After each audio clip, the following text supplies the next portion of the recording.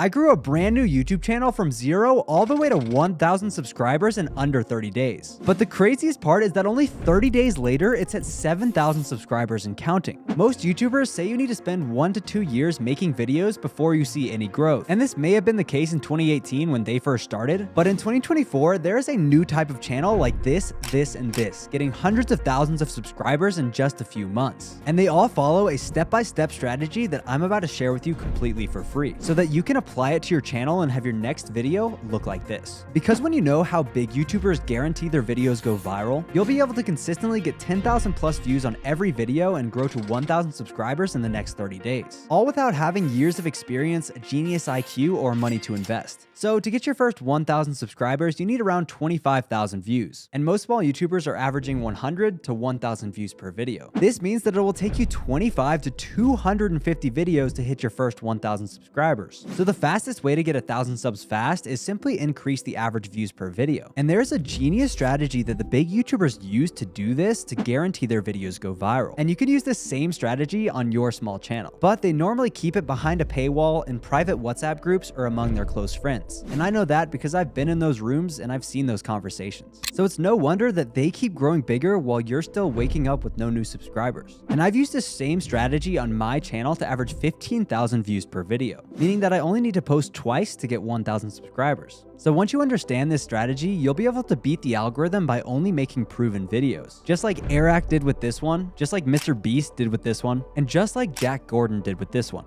It all comes down to 3 simple steps. First, I want you to go to the YouTube homepage. Click on the search bar and type in a keyword. Let's use MrBeast's video, Train versus Giant Pit, as an example. His idea has the base keywords train and giant pit. So if we sort by train and then look up the view count, we see this video pop up. It got 163 million views in only 2 years. But if we put the MrBeast video right next to it, we'll see some similarities. Now, let's look up the keyword dirt bike. The first image that we see looks like this, which is suspiciously similar to this video done by Eric. Lastly, if we search up the keyword bicycle, we can match it to this video by Jack Gordon. I'm telling you, all of the big YouTubers do this. And if you apply this to your own videos, you will never see a 10 out of 10 again. Because when you know how to find proven videos, you'll be able to model them and consistently go viral. And this will increase your average views per video so that you can hit 1,000 subscribers in the next 30 days. But to do this successfully, you need to remember that most people try to model what works. But if that was the right way to do it, then everyone would be going viral. I spent my first 2 years creating content that was modeled after other big YouTubers, only to see results like this every morning. But now that I've grown hundreds of thousands of subscribers across multiple channels, I realize where most people go wrong. The key here is to steal like an artist. Copy and paste thumbnails never work. So what you want to do is change at least 2 things about each thumbnail. First off, you want to recreate it using better colors, because most of these thumbnails are pretty bland. Next, you want to add at least 2 elements that weren't there before. Maybe that could be an arrow bringing attention to the center point of the thumbnail, adding your headshot to make it custom to you, or adding some sort of text that gives context or curiosity about what's in the video. But if you really want the viewer to watch, there's about a 5-second window after they click whether they decide to leave the video or stay till the end. And I figured out a proven way to make sure they stick around. It all comes down to confirmation bias. If a viewer makes the decision to click on your thumbnail, they want to feel like they've made the right choice. So your job is to give that to them on a silver platter.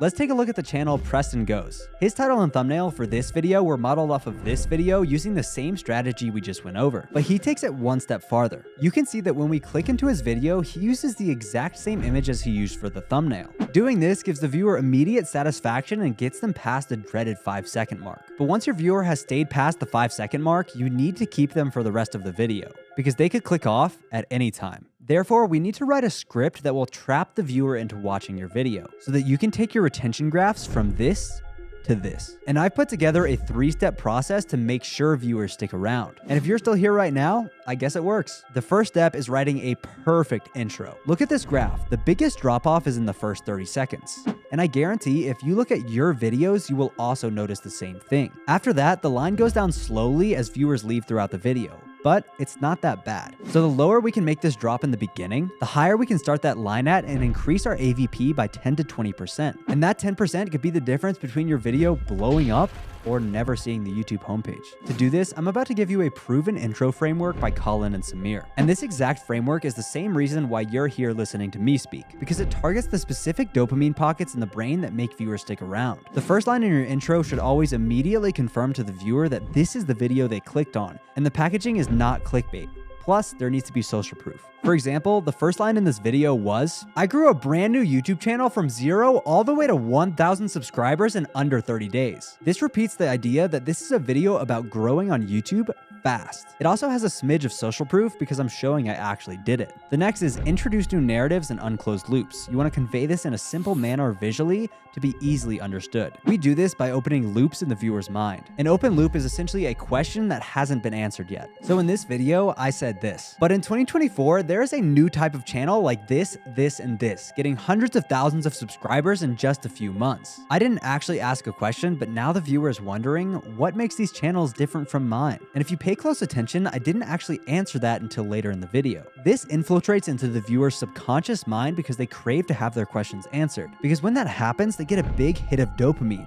And if it doesn't happen, they're left with a feeling of incompleteness. Now, the third line that I'm about to show you will cement the pattern of the video into their brain. So you have to set the right expectation for the pacing, tone, and style. 99% of YouTubers think that you need to have a fast video. In fact, I blew up Joel Kaplan's YouTube channel from 6,000 to 240,000 subscribers making videos like this. It simply comes down to creating the right expectation. If you tell the viewer that the rest of the video is going to be slow, and then you give them the reasons behind it, your AVD is going to be way higher than if you said nothing. Because if a viewer just hops onto a slow video that they weren't expecting to be slow, they're gonna leave. For example, with Joel's videos, we always say this: sit back, relax, and let's dive in. Now the viewer expects a slower, more valuable video. Alternatively, if you have faster videos like me, then you could say something like, in the next 10 minutes, I'm gonna show you exactly how to start a YouTube channel from scratch, implying you have a faster video. And the last thing that you need to write a perfect intro is establishing your singularity. I do this with social proof or simply restating my mission to take 1,000 YouTubers to over 100,000 subscribers, completely for free. In fact, I even have a free YouTube course coming out on January 1st that's better than most YouTubers' paid stuff. So subscribe to see that. Now that we have a perfect intro, we need to make sure the body of the video is structured properly. I'm not here to waste your time, so here's a screen recording of my current framework that I'm using to write this video. Feel free to copy it word for word. The key thing here is having both payoffs and open loops in your video. Open loops raise the questions and payoffs answer them. Because like I said, the viewer gets a big hit of dopamine each time a loop is closed. So you want to close at least 4 to 5 loops in each video so that the viewer stays satisfied. The final part of our script is the CTA, or call to action, which simply means telling the viewer what to do next. My call to action is always just watch the next video on my channel. And I recently found a framework by George Blackman, Ali Abdaal scriptwriter,